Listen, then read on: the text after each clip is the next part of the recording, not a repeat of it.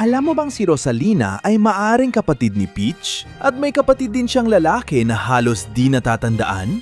Dahil sa bagong pelikula ng Super Mario Galaxy, naguluhan tayo sa tunay na pinagmula ni Rosalina dahil ibang kwento niya rito kumpara sa video game. Sa kaunting alam natin, pwede na tayong magka-ideya sa buong buhay at kwento niya sa universo ni Mario. Maghanda kayo dahil malalaman ninyo ngayon kung sino si Rosalina at ang koneksyon niya sa pelikula ng Super Mario Galaxy.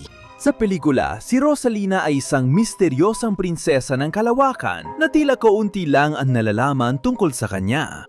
Ipinakita na siya ang nakatatandang kapatid ni Peach at magkasama silang lumaki sa isang maliit na planeta.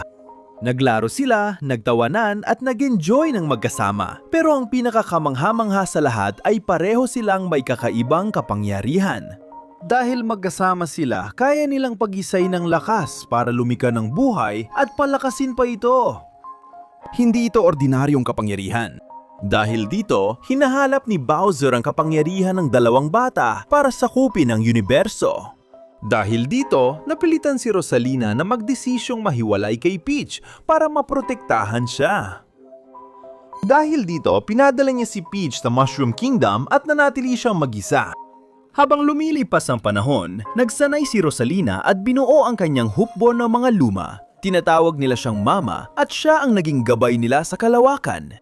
Pinoprotektahan niya ang kalawakan gaya na pagprotekta ni Peach sa Mushroom Kingdom. Ang nakakatuwa dito sa kwentong ito, maaari nating maisip na si Peach, bukod kay Rosalina, ay maaring may iba pa siyang pamilya sa ibang mga planeta. Kung susundan natin ang lohika ng pelikula, malamang na si Daisy ay bahagi rin ng pamilya ni na Rosalina at Peach. Dahil dito, may malaki tayong tanong, ano kaya ang nangyari sa mga magulang nila?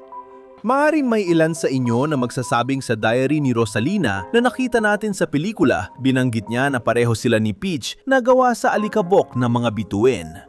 Pero hindi ibig sabihin na bigla na lang silang lumitaw mula sa kalawakan dahil sa kometa o sumabog na bituin. Napaka-interesante ng paliwanag dito. Kasi kung hindi nyo alam, lahat ng bagay sa universo ay gawa sa alikabok ng mga bituin. Pati tayo. At hindi ako ang nagsasabi niyan, siyensya mismo ang nagsabi. Kaya malamang sa pamilya ni Peach ay may nanay at tatay talaga. At dito na papasok ang paghahambing natin mula sa video game. Sa tingin ko, nababago man ang kwento para sa pelikula, nananatili pa rin itong konektado sa mahalagang bahagi ng kwento ng video game. Sa video game, sinasabi kung ano ang nangyari sa mga magulang niya at na may kapatid na lalaki si Rosalina.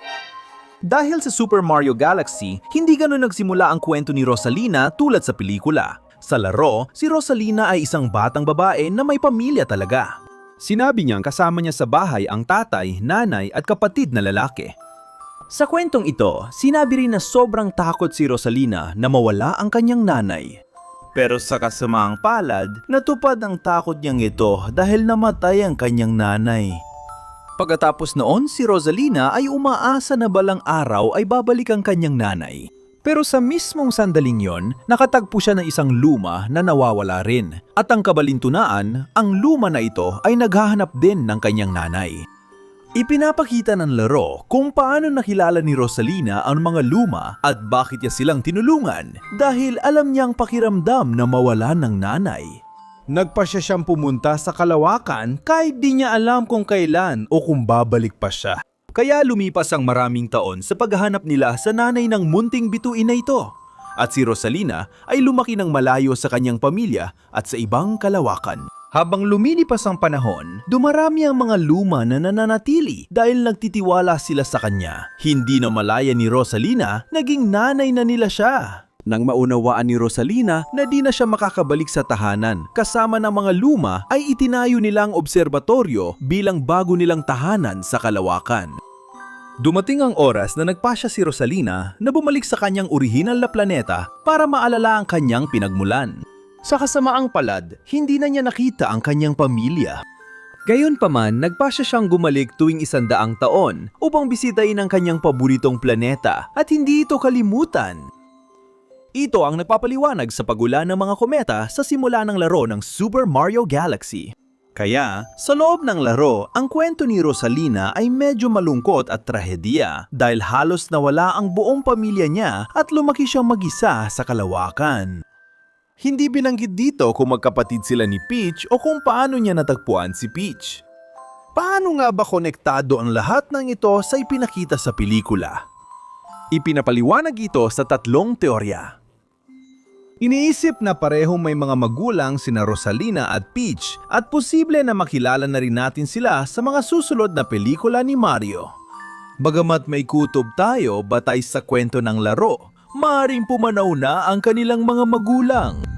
Tulad ng sa mga pelikula ni Mario, madalas may flashback noon bata pa sila, kaya mas nakikilala natin ang kanilang mga magulang.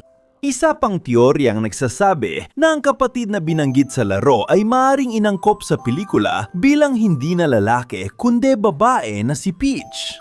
Maaaring silang dalawa at posibleng pati si Daisy ay galing sa planetang kinaroroonan ng Mushroom Kingdom. At dito, iaangkop ang kwento para hindi lang si Rosalina ang tutulong maghanap sa nanay ng mga bituin, kundi pati si Peach ay isinama rin niya. Kaya nakita natin sila sa planetang lumulutang sa kalawakan, tulad ng sa video game kung saan sina Rosalina at ang mga luma ay nananatili sa planeta. At sa huli, ang ikatlong teorya ay nagpapaliwanag na malamang ay hindi talaga ganap na magkapatid sa dugo si Rosalina, kundi maaring natagpuan din siya nung siya ay bata pa lamang. Ginawa niya itong bahagi ng pamilya niya, gaya ng sa mga luma. Alam natin na si Peach ay may parehong kapangyarihan kay Rosalina, kaya ayaw niya itong iwan mag-isa dahil alam ni Rosalina na may masasamang puwersang gustong samantalahin ito. Kaya naman nagpasya si Rosalina na ipadala si Peach sa kaharian ng kabuti. Dahil dito, nakita natin posibleng hindi lang sina Peach at Rosalina ang may ganitong kapangyarihan. Maaring may iba pa at dito papasok si Daisy. Mga taong konektado sa parehong kapangyarihan pero nasa iba't ibang planeta at dahil doon magiging magkapatid sila, hindi sa dugo kundi dahil sa kapangyarihang maaring ipinanganak na taglay at pinagsasaluhan nila. Ito lang ang alam natin tungkol kay Rosalina sa ngayon. I-share sa komento kung may iba pa kayong natuklasan. Kita-kits sa susunod na video.